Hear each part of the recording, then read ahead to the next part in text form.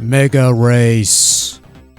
Released in 1993 for MS-DOS courtesy of the software Toolworks and Cryo Interactive, and also available for Sega CD and 3DO, is a full-motion video game in which you are the Enforcer, a participant in the MegaRace television show hosted by eccentric individual Lance Boyle, played by actor Christian Eriksen. MegaRace was something of a big deal back in the day, or so I've been told. I've never played it back then, nor did anyone else I know. Hell, I don't think I've met anyone who knew what a 3DO was, much less owned the damn thing. So my only exposure to MegaRace was this magazine ad that would pop up every so often, and that was something to behold if nothing else. Beyond that, MegaRace was barely a blip on the radar, much like a lot of the FMV stuff that was being shot out the rectal cavity that nobody tried to relax at the time. Somebody's going to get that, I'm sure. Regardless, MegaRace became something of a hit back then, and eventually got a couple sequels along the way, MegaRace 2 in 1996 and MegaRace 3 in 2002. I was able to snag all three games, by the way, not out of nostalgia or curiosity, but because they were very, very, very cheap on GOG.com. In fact, the first two games are a package deal and can be acquired for a couple bucks most of the time, and that's probably the best time to get those games, by the way. But would you really want to? Is the question. Now, I will get one positive out of the way first. I like this Lance Boyle fellow. Very quirky, very eccentric individual with a weird charm and charisma to him that compels you to play onwards despite his attempts to dissuade you. And I'm happy to say this continues with the sequels, as Lance Boyle is a fixture in those games as well. I'd venture to guess the only reason anyone played these games for any significant length of time was to get their fix of Lance Boyle, and you know what? Can't say I blame him. This guy is a one-of-a-kind act. Now, the actual video sequences themselves aren't fantastic. A bit too much of the grainy quality, lots of pre-rendered stuff, and virtually no music save for a couple jingles at most, but on a whole, typical DOS-era video that would have been amazing back in 1993 to show off the power of CD-ROM technology, which is totally irrelevant nowadays because this is a downloaded digital version running off the DOS box. But yeah, no complaints about the video bits otherwise. Lance Boyle pretty much steals the show. So the struggle for law and order on our freeways claims another victim. You saw it live right here on MegaRace. Unfortunately, there's also a game to play. Am I showing my hand a little early by saying that? Is that giving too much away? Oh, who cares?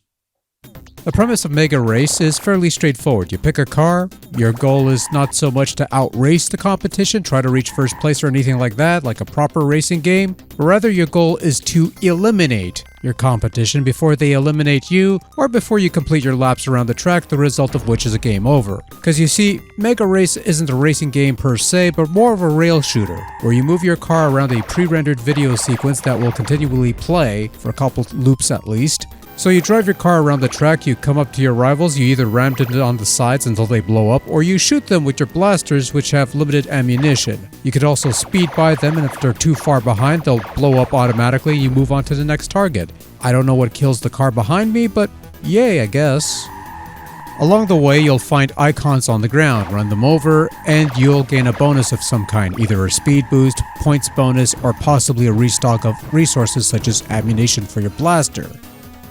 You'll need to look up the manual to figure out which icons do what, though the colors of the icons are pretty self-explanatory.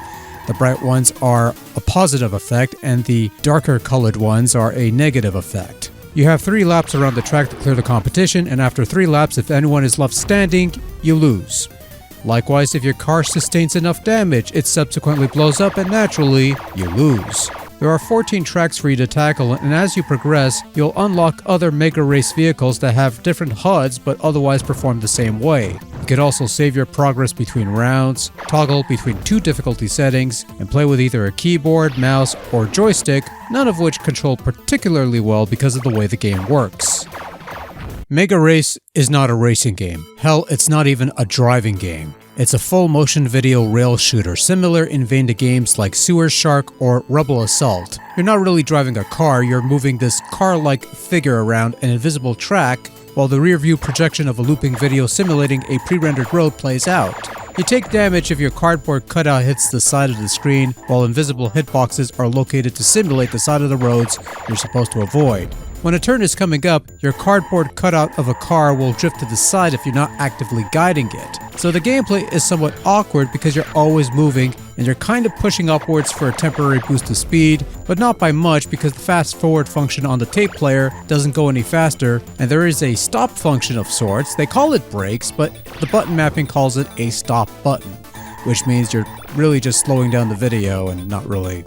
Look, control never felt good, whether it was with the keyboard, which felt the most responsive surprisingly enough, the mouse, which by the way, mouse control on the menu, by the way, is super spastic to the point where moving the damn thing slightly is enough to give the poor cursor a panic attack. Now, thing with control is that starting a game with a device locks you to that device during gameplay. So if you pick a car with a keyboard, you're stuck driving the car with a keyboard. Pick a car with a mouse, you're stuck with a mouse.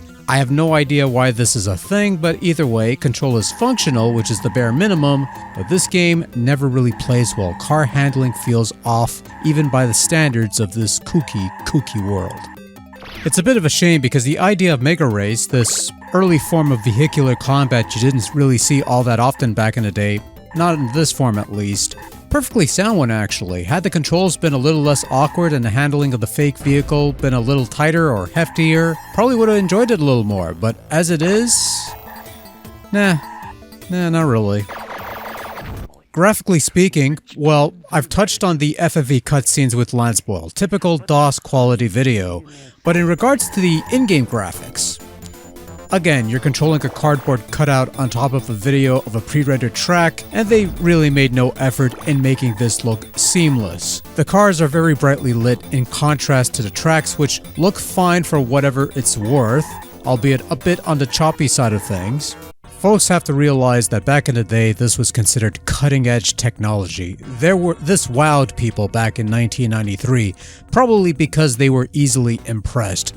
But even younger me would have saw this in action and went, nah, I'll stick with X-Wing and its polygons, or maybe wait for that TIE Fighter game that looks badass. Folks who frequented my videos for who knows how long, first off, my condolences. But secondly, you'll know that I've never been a fan of FMV games. Even as a kid, I never saw the appeal, and I could probably count on one hand the number of such games that I actually enjoyed or even considered to be good.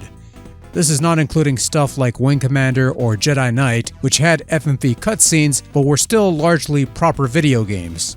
Stuff like this, on the other hand, not so much. MegaRace has a number of techno beats that serenade you through the races, and the GOG version does come with a free soundtrack you could play on the actual road if you want. I don't know, they're okay, they're largely inoffensive. I've heard better, but on the other hand, I've heard much worse. Sound effects are somewhat grating, possibly because nobody knew how to balance sound properly, and spoiler, the follow-up isn't any better in this regard. Beyond that, it is what it is. Overall, MegaRace is somewhat mediocre fare that is carried almost entirely by the likes of Lance Boyle. Without him, the game is just a lame rail shooter trying to pass itself off as a driving game, and not even a particularly good one. It's not an outright terrible game, and MegaRace does have its fans, and to them I say more power to you, but sadly I'm not one of them, at least not with this game. So I'd say pass on this one, because there are plenty of better games of vehicular mayhem out there. But you know what? GOG has this as a package deal that also comes with the sequel, so guess what we're looking at next time? Seems like a no-brainer to me. Good night.